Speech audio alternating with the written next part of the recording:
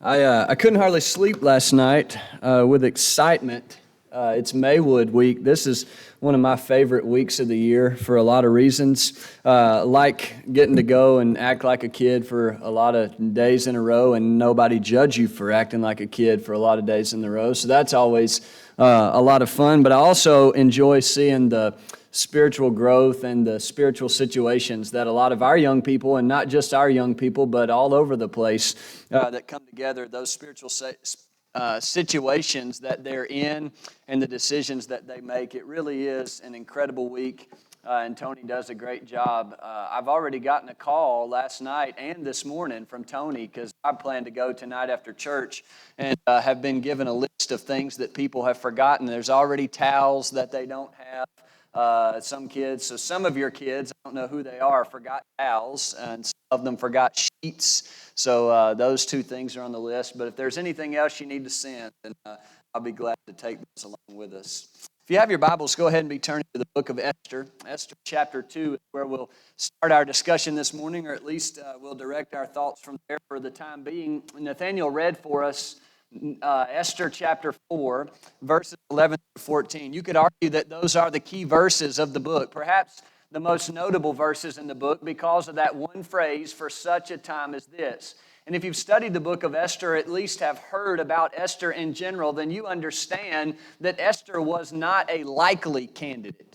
That she wasn't the one that had a great pedigree. She wasn't one that had a great resume. Essentially, she was a nobody. We know that she was orphaned at a young age. She had lost her family. She was adopted essentially by her cousin Mordecai, who served as a father to her. That she was chosen to be brought to Persia, where King Ahasuerus was reigning. But there was really nothing that special about Esther. She wasn't anything special, but essentially through God's providence and His sovereignty, He elevated her to a position where she could choose between pride or humility, and she chose humility. And as a result, millions of people, the whole Jewish nation, was saved because of Esther's great humility and her bravery. As we look at this story, it's no wonder then that Mordecai would encourage Esther the way that he did, to say, perhaps you have come to this place for this specific reason, for a time just like this. Because of who you are, Esther, you have the ability to do something incredible for God. And so with that in our minds this morning, we look at this great book, Esther. We look at a book that to me is one of my favorite in the Old Testament because I feel like it's really relatable. Now, one notable thing about the book of Esther before we ever move forward is that you'll see when you flip through the pages, God is never mentioned in this book. Not one time is God's name ever mentioned in the book of Esther. And to some people, that's kind of a red flag. They'll say, well, why is a book like that even in the Bible if God's not even mentioned? If there's no mention of God, why would a book be included? And I would argue this morning that that's the very reason why I'm drawn to the book. That sometimes in my life it's true that God seems a little bit distant, that God may not be on the pages of every part of my story, but I know that His fingerprints are there. I may not see His hand evidently in everything that I do or everywhere that I go, but I do know for a fact that God's fingerprints on every page of the story. And Esther is true. Though you don't ever see God's name and you don't ever see any references to God, what you'll find as you flip through this story is that God's fingerprints are on every page of Esther's book. It's kind of like Joseph. You remember Joseph in chapters 37 through 50 of Genesis? How that everything in Joseph's life ultimately led to this very culmination that Joseph would say in Genesis 50 and verse 20, everyone else, they meant it for evil, but God, you meant it for good. And that's interesting when you see how Joseph's story played out, because just for, I guess, a quick reminder, he was betrayed by his brothers and sold into slavery. He was betrayed by Potiphar's wife by saying that he did these things that he didn't do. He was put into prison, and there were all kinds of ups and downs in Joseph's story, but as you get to the end, you're reminded that God orchestrated all of those things, that God was there even in the small details of Joseph's life, and that He was there in both the ups and the downs. And though God is much more visible and present in Joseph's story, the same is true in Esther's, that in every up and down in this story, God is present, and He's leading us, like Will encouraged us a moment ago, toward the cross with every verse in this great book, the book of Esther. What I would like to do before we begin is do something, I guess, that we've done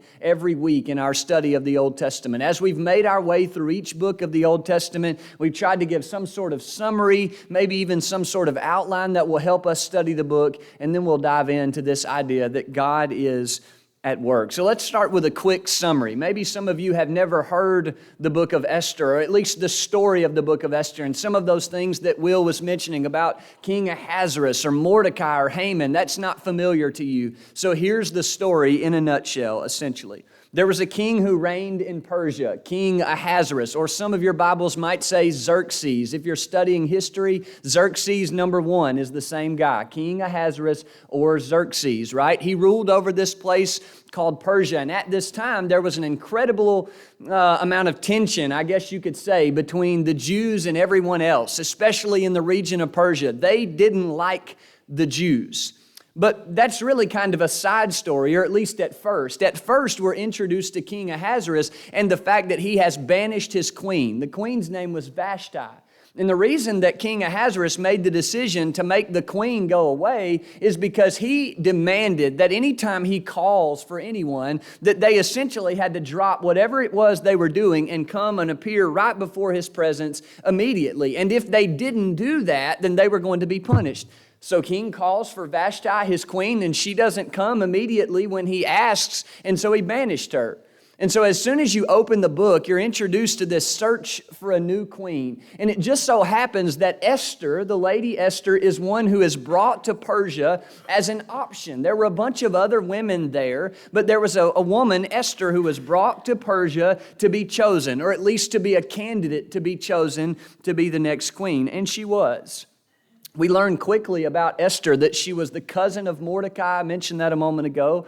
And also the fact that Mordecai had basically adopted her because she didn't have a family. And she served, or Mordecai served as like a spiritual advisor, I guess you could say, to Esther. And even as Esther achieved higher positions, we know that she became queen. And even as she served as queen, Mordecai was still a spiritual advisor, maybe even someone that checked up on her time and time again as she achieved the ranks of being a queen. Mordecai was a government official, but he was also a Jew.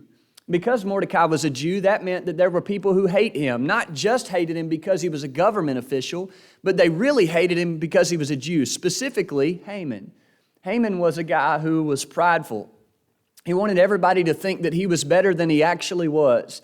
And so Haman thought the same thing of himself that the king thought. If I call, if I make a demand, you ought to do exactly what I say. And so Haman realized that there were others, specifically Mordecai and the Jews, that wouldn't bow down to him like he thought they should. And so he makes this big decree and gets King Ahasuerus on board that there would be an edict that all of the Jews essentially would be exterminated because they refused to bow down to a man named Haman. But what we find, like we read in Esther chapter 4, verses 11 through 14, is Mordecai spurring Esther alone to rise up in bravery and rebel against Haman, essentially to go against what Haman was trying to do, to talk to the king, to speak to him, to try to convince him to do what's right. And Esther succeeds, saves all of the Jews, saves her cousin and friend Mordecai, and essentially saves herself. And that's really the story of Esther in a nutshell. We could argue that there's two sections in the book. If you're looking at an outline, maybe help you divide or study, chapters 1 through 4 is specifically focused on the threat to the Jews, how King Ahasuerus is sort of prideful and he lets that pride dictate his decisions by banishing his queen. And then you see how Esther is rising up through the ranks and chosen as a queen. But mainly the focus here is focused on King Ahasuerus and Haman's view of the Jews. They're ready by the end of chapter 4 to completely annihilate anyone who was a Jew. But then you turn the page to chapter 5 and you read through the end of the book and you see the triumph of the Jews, how Esther responds in her bravery and she appears before the king without him calling her name, by the way, which is a huge deal because if you approach the king without being asked to come into his presence, that was an automatic death sentence. And so Esther does what's incredibly unheard of, goes to the king, talks to him on the Jews' behalf, and ultimately it ends up in their salvation and in their triumph over their enemies. We'll mention Esther 9 and exactly that, the triumph over Israel's enemies, the threat of the Jews, chapters 1 through 4, and the triumph of the Jews, chapters 5 through 10. It might also do us well to get a little bit more background on the characters, and then we'll notice a few things as our time winds down. Notice, first of all, this guy, King Ahasuerus. I mentioned to you, or King Xerxes. He's the guy that was ruling over the region of Persia. But what you might need to know about him is that his personality through history, it doesn't ever really change. That he was one that was kind of easily swayed by the people. At the beginning of the story, he's all on board with Haman. Let's kill the Jews. And by the end of the story, he's all on board with Esther. Let's save the Jews. And that's really kind of his personality through history. He's easily swayed by people, and pride sometimes gets the best of him. We've mentioned the name Esther a few times. She was the one that we said was an orphan. She had lost her family, and she was brought with another group of poor, I guess you could say, women to the palace to be lined up. I guess it would be like a beauty pageant almost, for the king to just look and to see who he wants to be his wife. And she was brought to the palace, and essentially she was chosen as queen. We mentioned Mordecai. Mordecai was the cousin. He was a government official. He was a Jew. He ultimately is the one who heard of the plot of Haman, convinced Esther, encouraged her to do what was right. Mordecai was a good guy. He was always a good guy. And then you have Haman. Haman was a descendant of King Agag. If you've ever read any history in the Old Testament, you know King Agag was number one enemy of the Jews. He hated the Jews. He hated God's people, and he hated God's plan. Haman came right directly a descendant from King Agag, and he carried on the family tradition. He hated the Jews. He hated God's plan, and he hated God's people. And his position, or his desire for power and his desire for pride, it led him to a dangerous place, ultimately a place that ended in his destruction. And when Mordecai refused to bow down to him, he decided, I'm going to just kill everyone. And Esther's bravery changed the story. At this point, I guess what we've done is just give peripheral details. Without diving into every verse or every chapter, it's not possible for us to do that this morning. But at least we have the story in a nutshell, that there's a girl who has taken the place of the queen. All by chance, you could argue. What are the odds that this woman who was an orphan, who had nothing, was brought to the palace in the first place? And then what are the odds out of all of the people that she's the one who's chosen? And then what are the odds that she's the one who's brave and does the right thing? All of these things, they seem to fall in place. And you'll notice as you flip through those pages that it can't be explained other than the sovereignty of God. The providence of God. There's no way possible that these things could have fallen in place the way that they did if it weren't for the fingerprints of God. What I would like to do this morning is give you 3 things that you can be sure of. This morning that you can be sure of. Our title is God is at work. And I know that in my life. Sometimes it's evident, like it was in Joseph's life, how you can see God orchestrating those things, how God is there at every time Joseph turns, God is on the page. But there are also those times where it's like Esther, where you don't ever see God's name. You don't ever feel like God is really close. But you can be sure in both times, in Joseph times of your life and in Esther times of your life, God is at work. And just as sure as that is true, here are 3 things that are true this morning, as sure as you sit in this place. 3 things you can be sure of. Number 1, you can be sure that God's grace is at work. Just as sure as you sit in this place this morning, God's grace is at work. Whether it's a Joseph time in your life where you feel like God is there, and even though you're having those struggles, you know God is close and is near, or it's an Esther time in your life where you feel like God is not there, right? We don't ever see Him on the pages of here, and it's easy sometimes for us to think, well, God must just be so far away. I'm convinced that God is at work, and I know it because you see His grace is at work. Now, let's look back at Esther and see how we can find God's grace at work, and then see if we can relate that to our own life, right? As you zoom in on chapter 2, because really this is where the whole story begins. Chapter 1 describes how the king Ahasuerus, he banished his queen Vashti, but chapter 2 is really where Esther comes into the picture, and this is where our story starts, right? Look with me at verse number 1.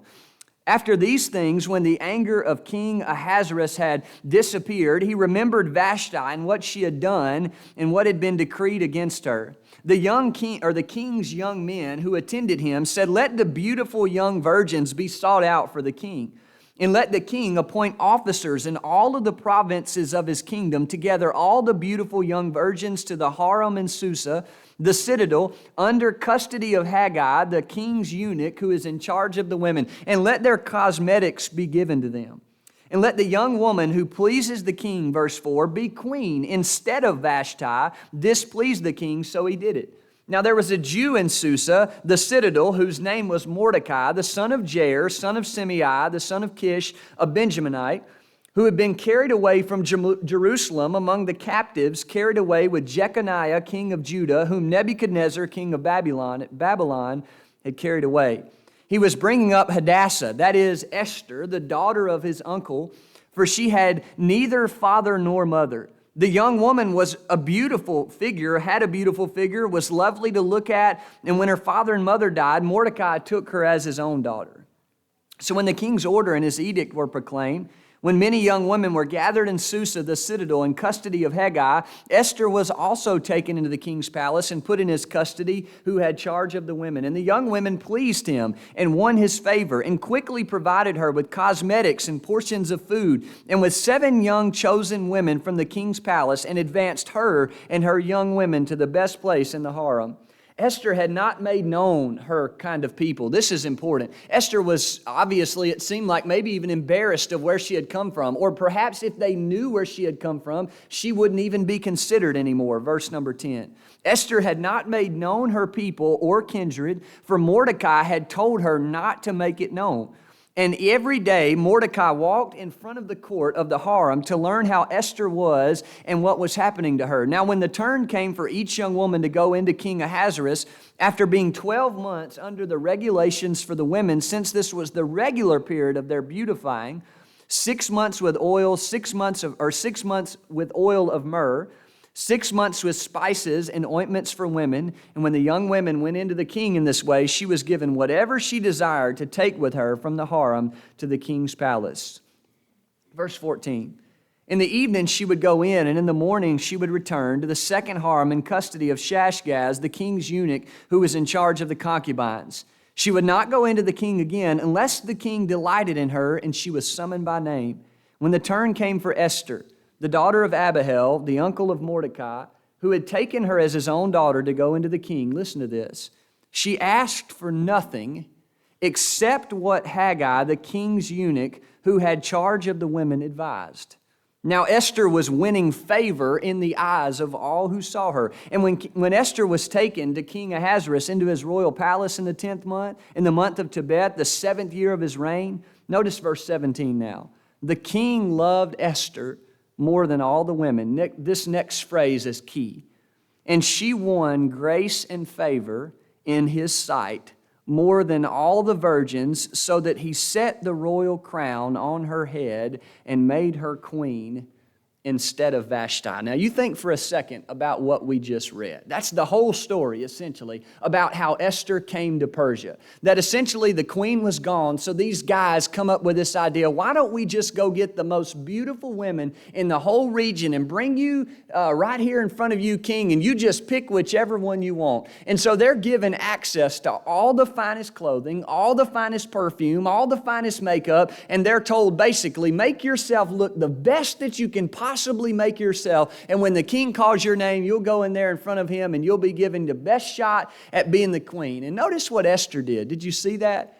She appeals to the one who was advised to have custody over them, and she essentially just asked him, what do you think?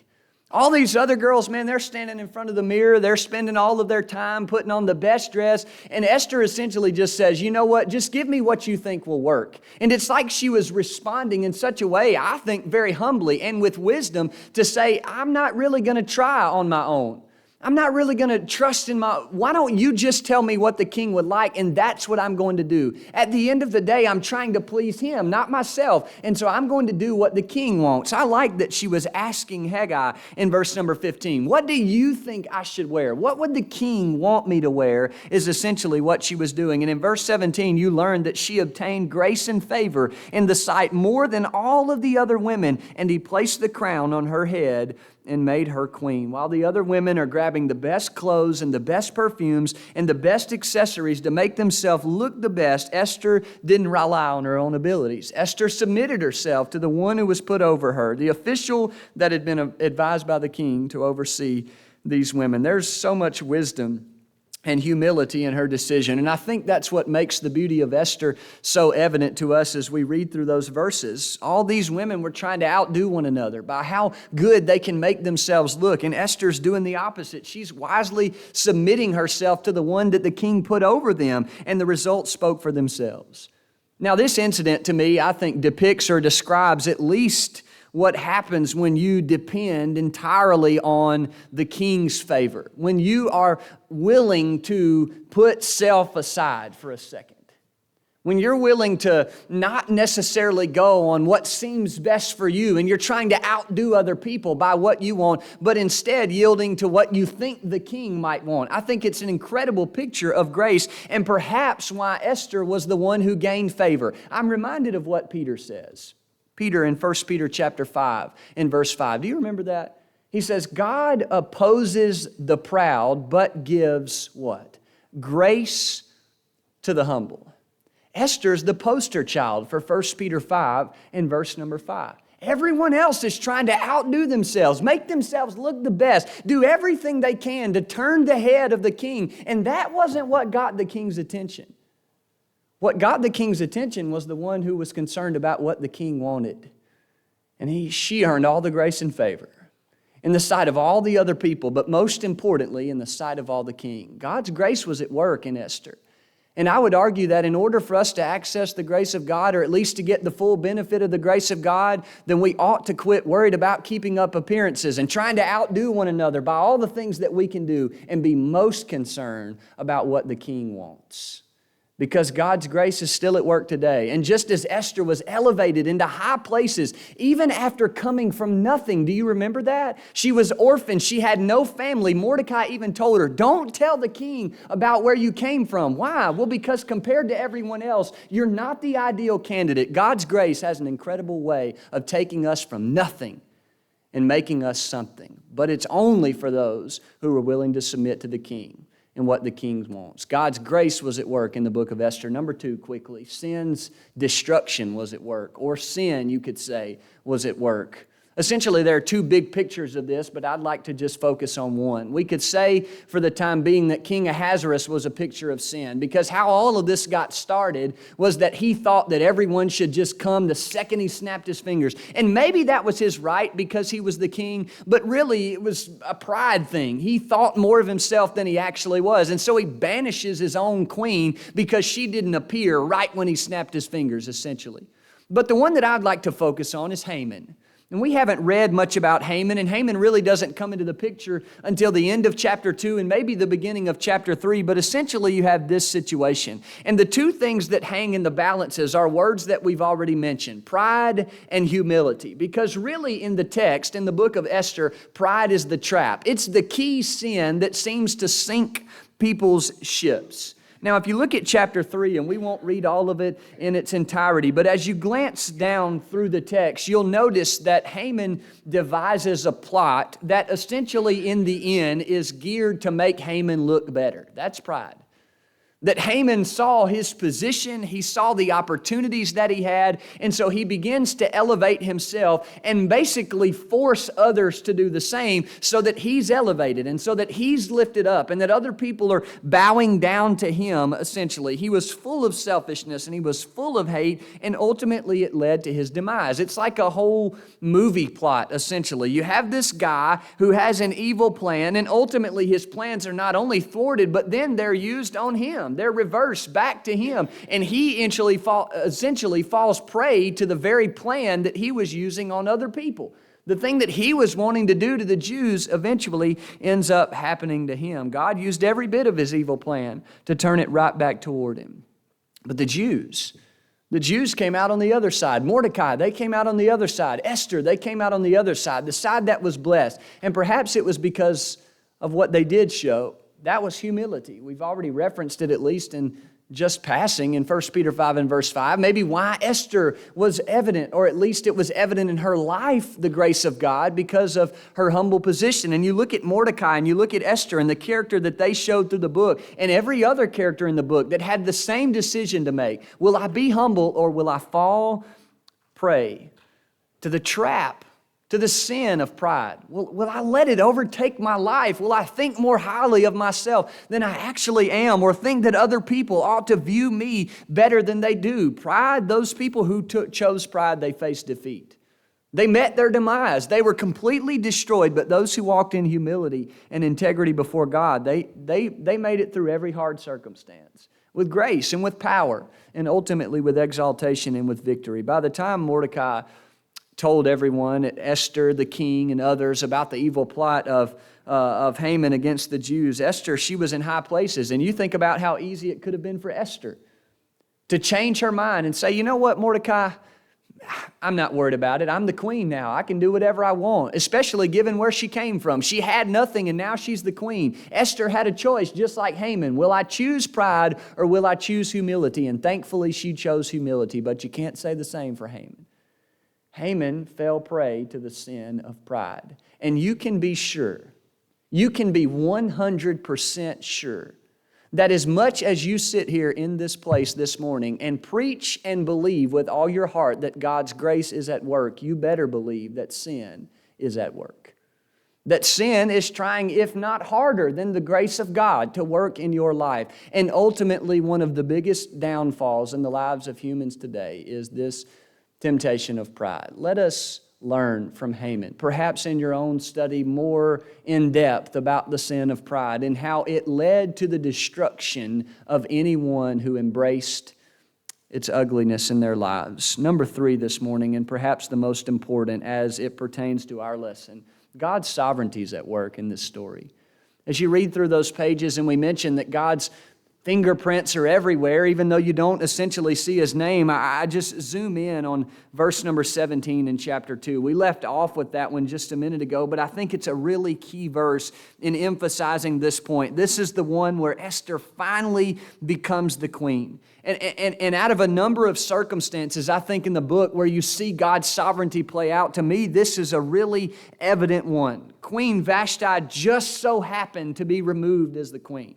Esther, a Jewish woman. That's really important because you remember there's a tension with the Jews in Persia, but not just a Jewish woman. She was an orphaned Jewish woman. She had no family. She came from nothing. So you think about all of these things that had to line up just for Esther to become the queen. But then you take it a step further and you think about Mordecai, who was a government official, and by the way, who just happened to be a Jew. Remember that there was a tension between the Jews in Persia, and it just so happens that Mordecai, the Jew, is a government official. And when you read chapter 3, it just so happens that Mordecai was sitting by the city gate so that he could hear of the plot of Haman to kill all the rest of the Jews. Do you see what I'm saying?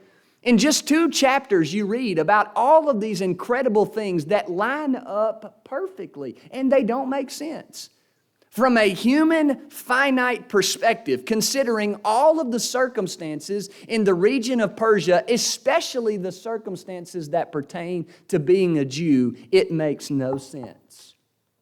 It makes no sense that Esther was the one to be chosen a queen. Why do you think Mordecai said, by the way, don't tell them where you came from? Because if they knew, it might not line up that way. There were obvious things working against Esther to become the queen. But she did. There were obvious things working against Mordecai, serving in a government position, especially being a Jew, but he did. There were obvious things working against Esther as she prepared to approach the king, knowing that if she goes in there without being beckoned or without being appointed or asked for, then she could die. But it worked. She went right in and convinced King Ahasuerus to change the edict and hang Haman on the very gallows that he created to kill the Jews on. It's incredible, this story, guys. It's incredible to see how God is working through all of these things and how all of these things from a human perspective, they don't make sense. It's not supposed to happen that way, but it does. How many times in your life can you think of something like that?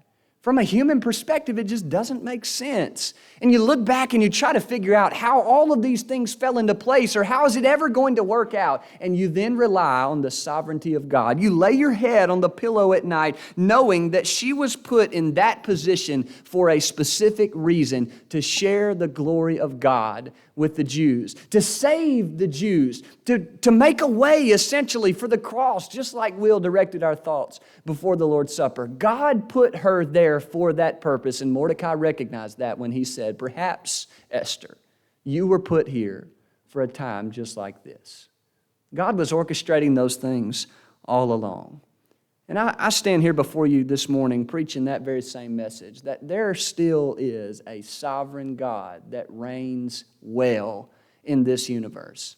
And I believe with all my heart that you were put where you are for a reason. You were in your office, you're in your school, you're in your workplace, you're in your neighborhood, you're in your community for a reason. And that reason is to do exactly what Esther was put in the palace in Persia to do, to share the glory of God, to bring about the mercy and the forgiveness and the goodness of God, not just in your life, but in the lives of millions of people that you come in contact with. And knowing that reality, that God is still sovereign and works in your life behind the scenes, just as sure as sin is working, God's grace is working along with the sovereignty of God. Knowing that He's working behind the scenes, even sometimes when I can't see Him. See my life in the context of that reality and live in confidence, knowing that as you interact with those people, that God put you there for a purpose. It was true of Esther. It was true of Esther, and it's true today. I want to remind you of a couple of things as we bring our thoughts to a close. Just as you glance at the book, you see a few things that I think are really evident. Number one, you remember the Word of God, even at a personal cost. You think about how Esther and Mordecai, they knew what was coming, and even in the prophets prophesied the opposition and the danger that they would face being God's people moving forward. And Esther knew what it was going to cost her if she went in before the king, but she went anyway. Even when it's not comfortable to obey, like Mordecai and Esther did, they still obeyed even when it wasn't comfortable. Serving others, even when it might be better to ignore them or to avoid them. Sometimes it's easy to do that. But Esther knew, as much as those people hated the Jews, it was still her responsibility to serve them as queen. What about when you read the book of Esther, how you refuse to bow to people who aren't God? Remember Haman's problem? He was mad because no one would bow down to him. I commend Esther for never giving in. And then this, living for God, even when you're not sure if you'll get anything in return. I'm not sure what Esther thought was going to happen. I'm not sure what Esther thought was going to happen when she went before the king, what this would all amount to. And maybe they hadn't even thought that far ahead, her and Mordecai. But they were willing to do what was right, even if they didn't get anything in return. My challenge for you this morning is this, to remember the sovereignty of God, and that God is at work in your life. If you're in a Joseph time of life where it seems evident, be thankful. Be thankful that in the ups and downs, you're aware that God is near, and you hold on to that fact. But in the Esther times of life, where it might seem like God is really far away, where your life feels like a real life story, where God's not even present, or His name isn't even there, rest assured that God is working on your behalf. And as real as sin is in your life, and the sway that it has sometimes on our human hearts, and the reality of temptation and pride and those things that might creep in to destroy us, as sure as it is true that sin is at work, God's grace is greater than our sin. And it's working, ever present in this moment right here this morning. Maybe you're a Christian, and maybe you're not a Christian. You realize that sin is working in your life, that maybe you've given in to those temptations, not necessarily pride, but perhaps any other thing that's leading you toward destruction, right? Maybe you can decide this morning to let the grace of God run its course in your life, to respond obediently to God's grace, to God's instructions for your life, to respond in obedient faith by confessing the name of Jesus and being willing to repent and change, to go from one direction to walk in another, to be baptized for the remission of your sins, Acts 2 and verse 38. Or maybe you are a Christian and you just needed to be reminded of God's working in your life. That sometimes it's easy to see sin at work, but we forget about God's grace and we forget about God's sovereignty. Let Esther be a reminder to you that though you may not see God's name on every page, God is working on your behalf. If we can help you in any way, we encourage you to come while Joey leads us in an invitation song.